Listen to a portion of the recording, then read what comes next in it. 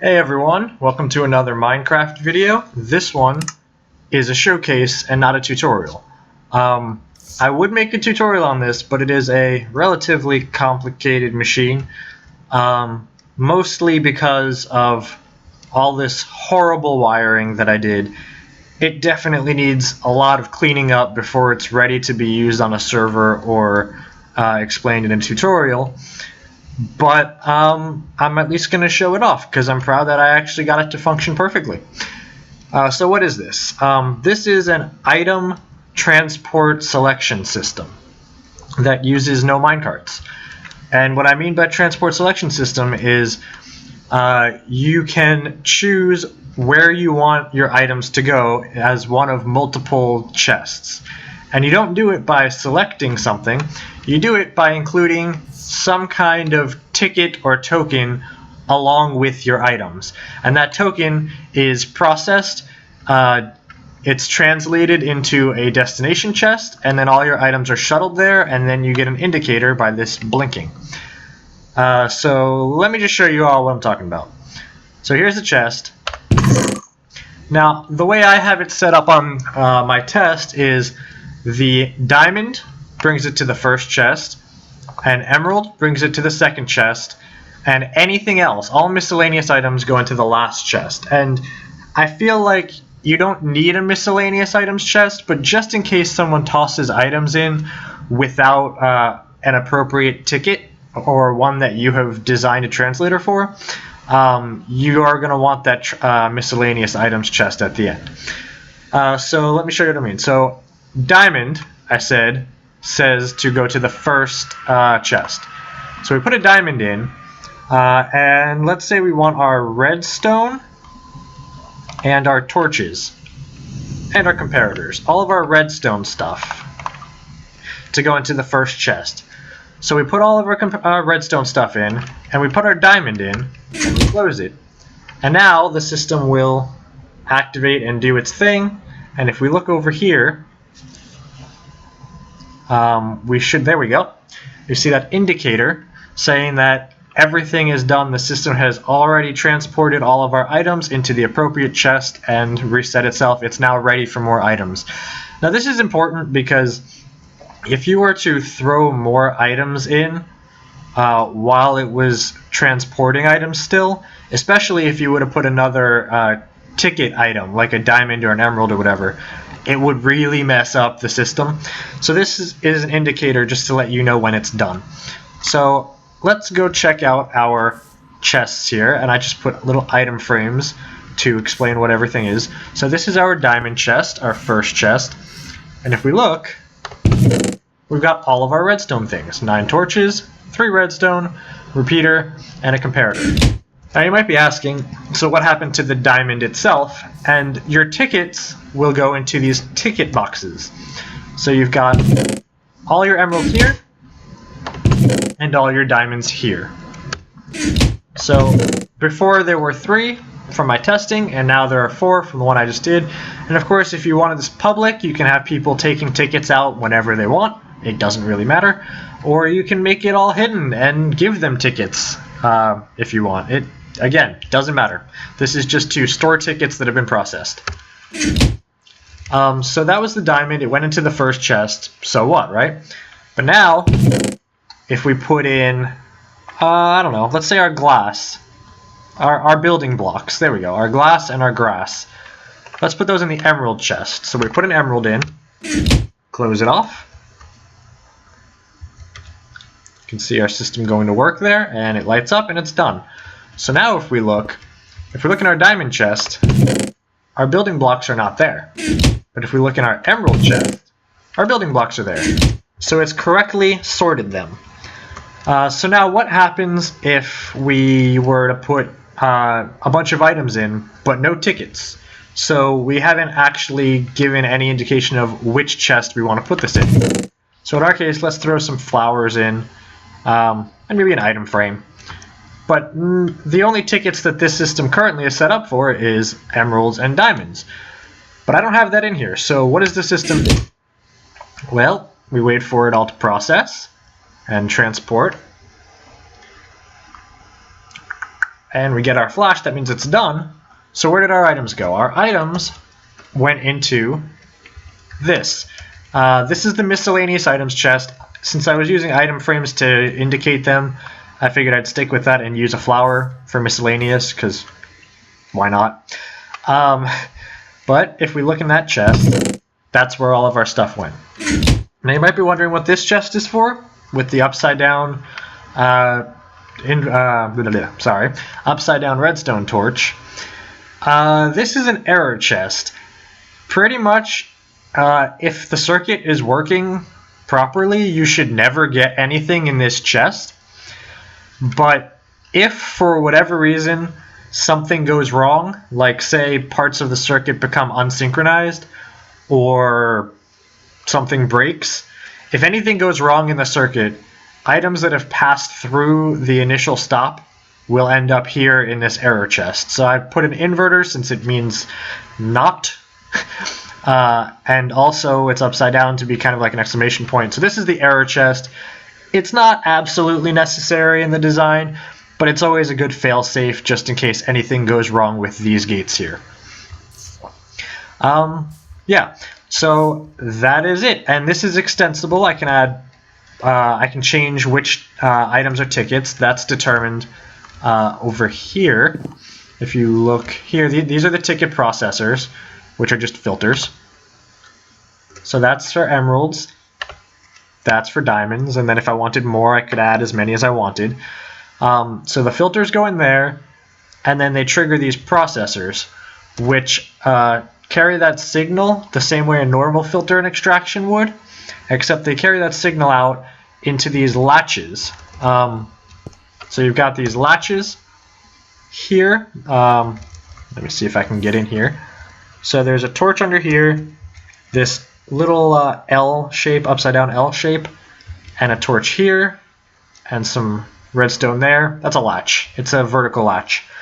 So, or a one wide latch, I suppose. So yeah, and then there's another one over here. So basically, the output from these extractors and filters triggers a latch and turns on a latch. Those latches then feed into these inverters, which turn on or off these hoppers, which are the extractors for any items flowing through this top hopper pipe. So what that allows it to do is, let's say you put a diamond in. I believe this was the diamond extractor. Let me see. Yep. So the diamond will filter through here, trigger this, turn on this latch. When that latch turns on, it leads into this line here, which turns off the diamond inverter, which allows it to pull items into the diamond chest. And so that's kind of the basis of how it all works. Each filter leads into a latch, which leads into the appropriate inverter and enables the specific extraction for whatever chest it should be. There's a little more going on behind the scenes. For one thing, if you throw items in without, well, first of all, there's a bit of logic in here with this inverter here, if I can show you this. This inverter here is always on initially. So your items, after your tickets get pulled in and stuff, your items will stop right here because of that inverter. And the reason I do that is because there is a little bit of delay between various inverters and repeaters and latches along this selection system. So if for whatever reason, because of redstone lag or anything else, your items got past this point and moved on into here before the selection has been made over here, you could get some erroneous extractions. You could get things ending up in the wrong chests. So what this does is it holds all of your non-ticket items into here until the selection process has finished and everything is done processing, at which point it unlocks this and allows your items to flow through again into the appropriate chests. So that is that. And then there's some more logic here for, you might be wondering what all these repeaters are for. Basically, what happens if you don't put a ticket in? So we know if you put a ticket in, it'll go through, it'll unlock the appropriate hopper extractor here, and then after that happens, then it'll unlock this and let the items flow. But if you don't put a ticket in, the items will stop here, and then they'll get stuck because none of these will have been triggered, so nothing will unlock this hopper. So I had to put in a little logic to figure out whether something is stuck in there. And that was actually really difficult at first, because how do you know whether the items that are stuck in there are supposed to be there and are just waiting for one of these to finish processing, or else they're not supposed to be there and whoever put the items in didn't put a ticket in? So the way I got around that, or figured out how to process it, is I check both of these hoppers. So this is the hopper where things get stuck in. This is the one right before it. And I check both of them, and I invert the one before the waiting spot.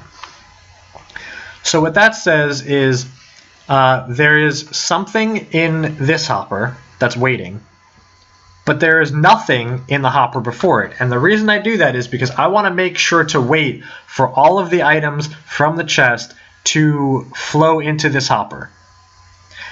Now, there is a catch to that. Hoppers have 5 slots. 1, 2, 3, 4, 5. Which means if you have more than 5 different types of items in one pass here, and you don't put a ticket in, this will get messed up. And your items will get stuck right here. If you do put a ticket in, then the ticket processing will unlock this and allow your items through, so you have no problem. But if you don't put a ticket in, the only way for that to get unlocked is by checking whether all of the items have flowed into here. So if you have more than 5 different types of items, it'll back up into here and it'll not realize that it's actually finished moving items and unlock that. So that is one note, but basically either you should always be putting a ticket in here, and if you don't put a ticket, you shouldn't be putting more than 5 different types of items. And since you can do it in multiple passes, it shouldn't be much of a problem.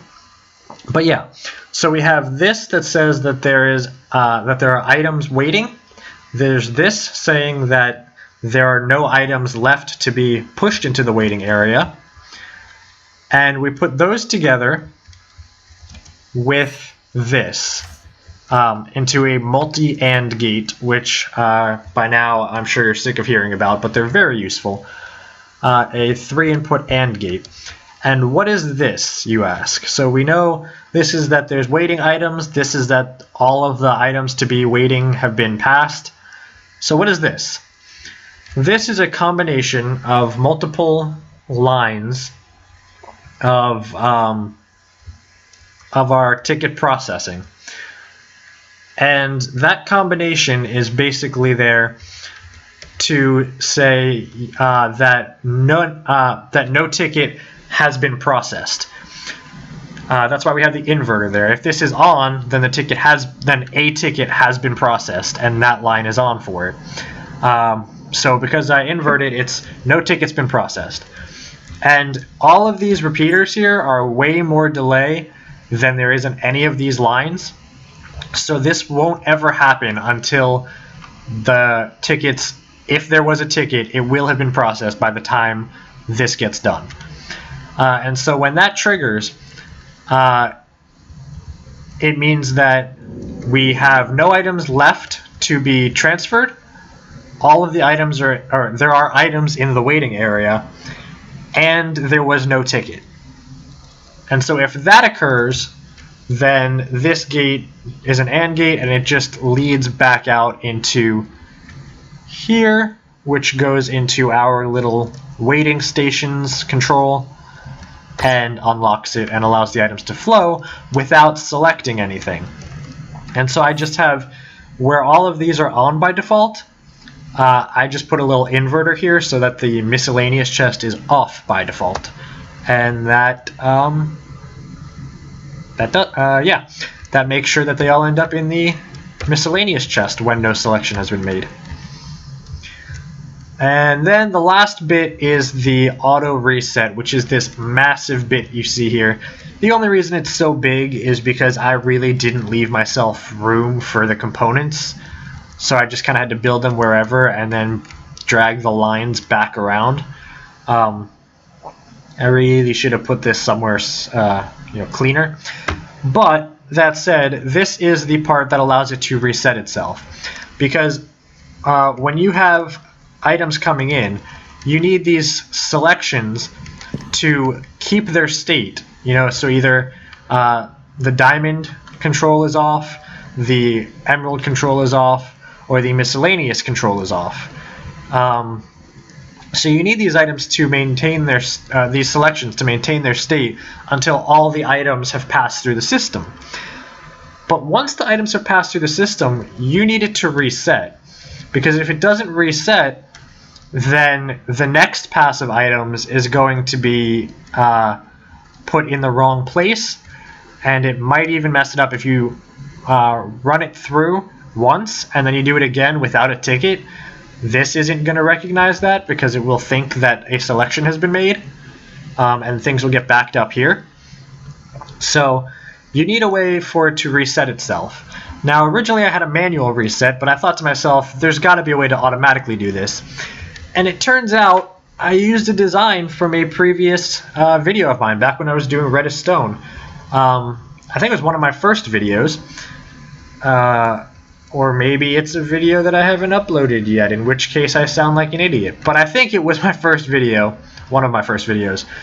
And it's, I made a video about a circuit that would turn on when you open a trap chest and then close it again. So it wasn't on initially, it wasn't on when you opened the chest, but after you closed the chest it turned on. And I realized I could use that same design in this case. So what we do here is we have these comparators into repeaters, which together I've been calling ADCs, or analog to digital converters, because that's kind of what they do. They create an analog signal and then they convert it into a full strength signal or a zero signal, so 0 or 1. So I have these ADCs connected up to these hoppers, these extraction hoppers, from the end of our hopper pipe. And then I just have these ADCs all joining together in various places. So we have this ADC, and then we have this ADC, which goes up and over, just because, again, messy wiring that really needs to be cleaned up. And then this ADC, which goes under and up. So this line here is saying, if this is on, it means that something is being extracted at the end of the hopper pipe. In any of these, but something is being extracted. And so that, in our circuit, basically acts as if you had opened that trap chest. So remember, when the signal is on here, the output is still off. It waits for the signal to turn on and then off again before it turns on. So what this means is that something has been extracted, but nothing is still being extracted. So at that point, it means the circuit has run through and completed transferring of all the items, right? If there were any more items to be transferred, the signal would still be on. And if it had just started, if it hadn't extracted anything yet, then this signal would be reset and would be off. So yeah, so this tells us that we are done with our extractions. And when that turns on, it comes in here to reset itself, because if this stayed on, then it would no longer be able to reset itself the next pass. So it resets itself, and then it comes through here, and in each of these places where you see those repeaters into little tunnels there, all I'm doing is bringing that signal back around to the reset position of all of these latches under here. So messy wiring, but it gets the job done and works perfectly. And then I take that reset signal and I run it into the indicator light. So the only time you get the reset signal is when all your item transfers are complete. So when this turns on and then off again, everything here is done, and so that lets you know when it's ready to be used again. So yeah, so that is the circuit. I'm not going to go into detail. I think I might have gone into too much detail. It could certainly be cleaned up a lot, and once it's cleaned up, it could definitely be expanded easily. You just have to throw more filters in here to expand the number of ticket types that you have. And then, of course, basically, once this is cleaned up, it should be stackable, where you would have these filters leading out to an RS NOR latch leading across to one of these controls. And then you can just add that as many times as you need. And then, of course, over here, you just duplicate the controls as well, which are just inverters next to hopper extractors. Words. And yeah, so it's expandable once it's cleaned up. At the moment, if I tried to expand it with all of this messy wiring, it would be ridiculously messy and convoluted. But if the wiring is cleaned up, and for example, this reset could be moved over here or something, which would get rid of the need for all of this extra wiring. But it is useful, and it works perfectly, where you can have tickets. And now you might wonder, well, what if you actually wanted to store a ticket item? 1 second. Sorry about that. I know that every movement my computer makes comes out very loud on this microphone. Unfortunately, it's the only microphone I have, so sorry about the noise. But yeah, so you could extend it. And you might be wondering, what if I wanted to store diamonds or emeralds? And the key to that is what you can do in the hopper filters here. I'm just using emeralds and diamonds because they were easy to test. You can put anything you want in here. So let's say you wanted to allow every type of item. You could rename a bunch of emeralds to, like, I don't know, key storage 1 or something like that. Key store 1. And then you would have to put an identically named emerald in here to act as a key. So regular emeralds would still pass through and get sorted. So yeah, so you can use that to make your own keys and then have as many of these as you want. Now, how practical is this? In creative, it's practical, but then again, in creative, everything is practical.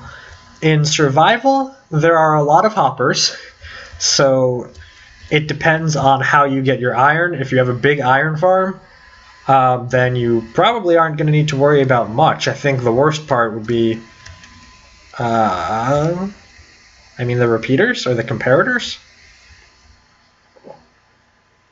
Yeah. So that's really, really simple. Yeah, so I think this is, other than these hoppers, it's fairly affordable in survival. Redstone is obviously a dime a dozen. So all that you have to worry about is getting the iron for these hoppers. For example, though, on Hermitcraft server, they have an iron farm that is extremely efficient, so much so that I forget who said it. One of the hermits said that iron on the server is literally worth less than dirt. And of course, there's dirt everywhere. So yeah, so if you have a good way of getting iron, this is an extremely affordable system. And it's very useful, of course, because, for example, let's say you ran one of these down in the top pipes, the top hopper pipe. instead of putting the chest just here and right at the beginning of the extraction, if you just took these lamps and this chest with you when you went mining, and then you could just build out this hopper pipe as far as you wanted, and then just keep extending this redstone here as you went. So like as I walked this way, I would just add a hopper and add some redstone, and add a hopper and add some redstone. And then whenever I got to where I needed to clear out my inventory, I would just put the trap chest up there on the last hopper, put these lamps down next to the redstone line, and then I could just throw in my items with my keys and automatically sort them from a long distance away. So I think it could be very useful, actually. Oh yeah, I forgot to mention, this is a trapped chest, not a regular chest. And the reason for that is just because with a regular chest, if you were to open it and go to put your items in, they would immediately get sucked up and start processing, which is not what you want, because you want to put a bunch of items in and one key and have them transferred and processed together. So you don't want anything going before you've put the key and all your items in. So use a trap chest, because when you open it, it emits a redstone signal which turns this hopper off and stops this from pulling anything out of the chest. So yeah. I've talked too much, but what's new? So yeah, I just wanted to show off this design, give an overview of it, explain how it can be useful, and yeah, so until next time, keep redstoning, keep designing, keep sorting.